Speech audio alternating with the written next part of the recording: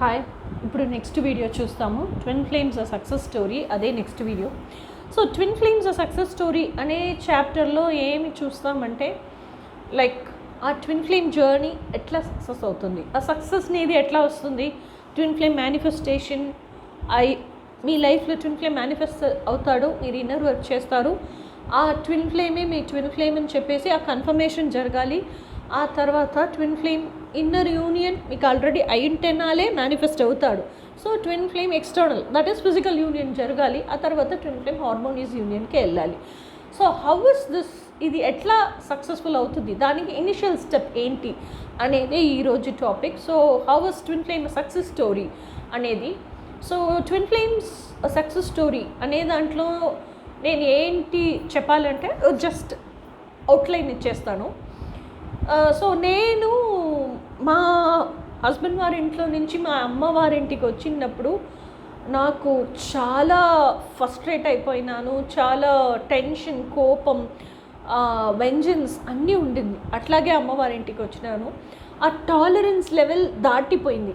ఇంకా ఎన్ని సంవత్సరాలు అడ్జస్ట్ చేసుకోవాలి, ఎన్ని సంవత్సరాలు ఇది భరించుకోవాలి, నా నుంచి ఈ లైఫ్ బతికేదానికి కుదరలేదు అని చెప్పేసి అమ్మవారింటికి వచ్చేసినాను.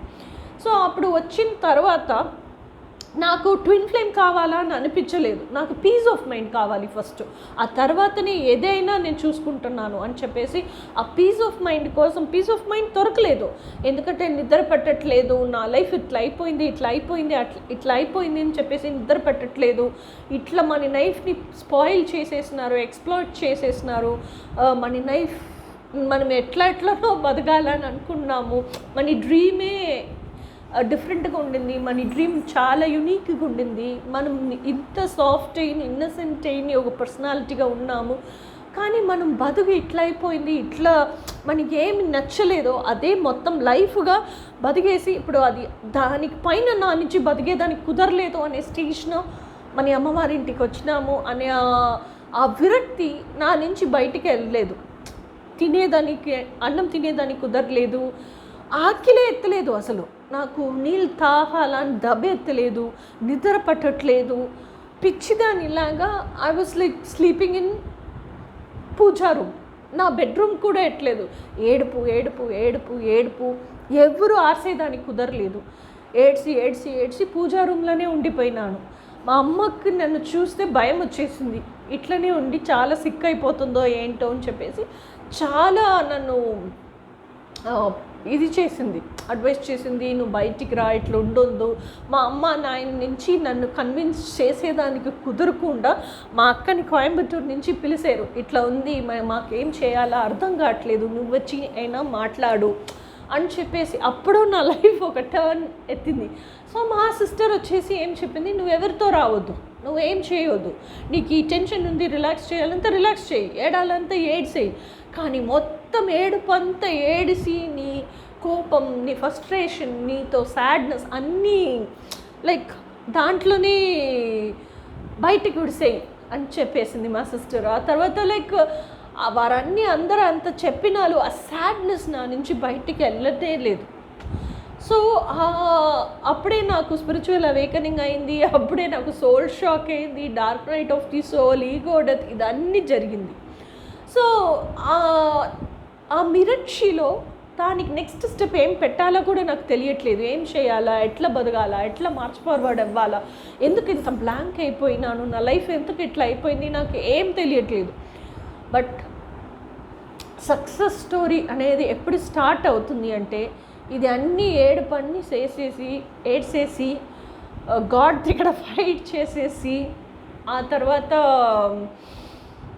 నాకు పీస్ ఆఫ్ మైండ్ కావాలా అని చెప్పే దాంట్లో వచ్చేసి చాలా సిక్ అయిపోయినాను, బెడ్ రిటర్న్ అయిపోయినాను ఏడ్చేసి. అప్పుడు దేవుడి దగ్గర రెండే కోరికలు పెట్టినాను, ఒకటి ఇలాగే నన్ను తీసుకెళ్ళు, లేకపోతే నేను ఆశపడిన లైఫ్ నాకు ఇవ్వు, ఇది రెండు మాత్రమే కోరిక.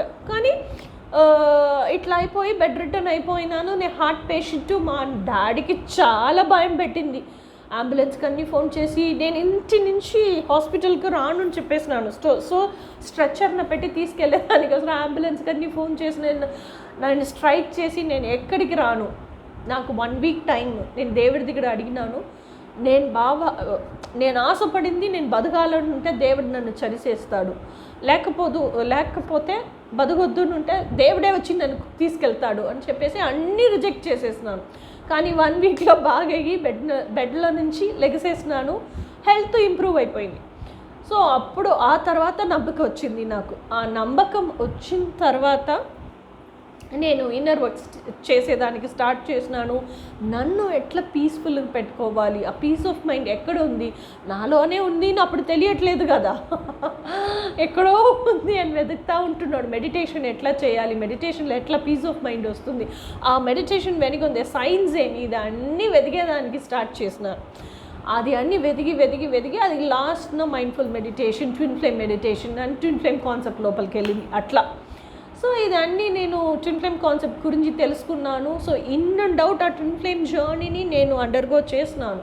సో ట్విన్ ఫ్లేమ్ జర్నీని అండర్గో చేసి లైఫ్ పర్పస్ అనేది బయటకి ఎక్కడో లేదు. మీరు ఏమేమి ప్రాబ్లమ్స్ ఫేస్ చేస్తారు, మిమ్మల్ని ఎట్లా విక్టిమైజ్ చేస్తారు, ఆ విక్టిమ్హుడ్ నుండి మీరు ఎట్లా బయటికి వచ్చినారు, ఆ సొల్యూషన్ ఎట్లా కనిపెట్టినారు, ఆ సొల్యూషన్ మీరు ఎట్లా నేర్చుకొని అది లైఫ్ పాత్గా మీరు మేక్ చేసుకున్నారు, ఆ ఇదే మీ లైఫ్ పర్పస్ కదా. So you are learning your life purpose. మీరు మీ లైఫ్ పర్పస్ని ఒక్కొక్క నూప్ అండ్ కార్నర్ డీటెయిల్స్తోనూ నేర్చుకొని ఉంటారు. సో నేర్చుకున్న తర్వాత అట్లా సఫర్ అయ్యే మిగతా వారికి కూడా టీచ్ చేసేదే మీ లైఫ్ పర్పస్. అదే కదా లైట్ వర్కర్. సో మీలోనూ ఉండే ఆ డార్క్నెస్ అన్నీ లైట్గా ట్రాన్స్మ్యూట్ చేసేసి ఆ తర్వాత మెంటల్ పీసు, డివైన్ సోర్స్ మన లోపలే ఉండి ఆ రియలైజేషన్ వచ్చిన తర్వాత మీరు డివైన్ లైట్ అయిపోతున్నారు. సో డివైన్ లైట్ అయిపోయిన తర్వాత ఆ లైట్ వర్కింగ్ చేస్తున్నారు. ఆ లైట్ వర్కింగ్ అనేది ఏంటి, మిగతా వారు కూడా వారి డార్క్నెస్ ఎట్లా లైట్గా ట్రాన్స్ఫార్మ్ చేయాలో మీరు నేర్పిస్తారు. ఆ తర్వాత అసెన్షన్ జర్నీకి హెల్ప్ చేస్తారు కదా. సో ఈ నేర్పించేది అనేది మీ లైఫ్ పర్పస్. సో అది మీరు ఫుల్ ఫ్లెడ్జ్డ్ 100% ఎట్లా ఈ సమూహానికి, ఈ వరల్డ్కి ఇచ్చేదానికి కుదురుతుందో అట్లా మీరు ఆ పని అన్నీ చేస్తూ ఉంటున్నారు.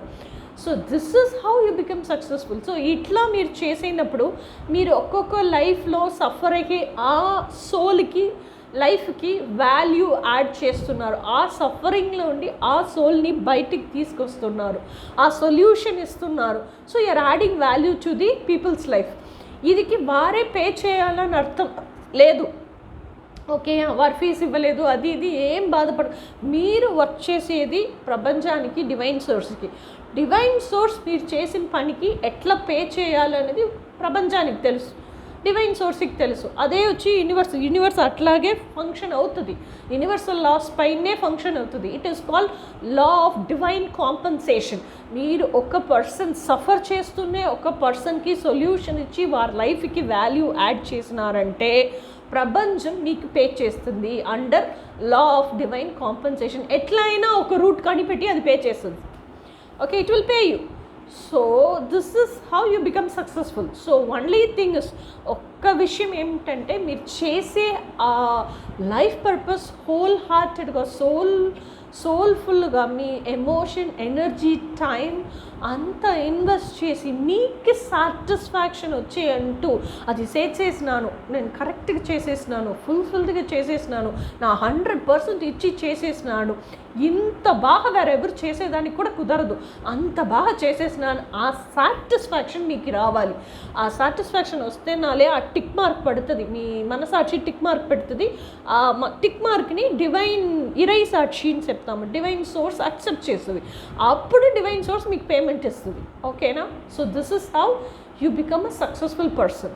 సో ఇట్లాగే నేను చేంజ్ చేసేదానికి కూడా, నెక్స్ట్ రోజు చేంజ్ చేసేదానికి కూడా బట్టలు రాకుండా వచ్చినాను అక్కడి నుంచి మా అమ్మవారింటికి.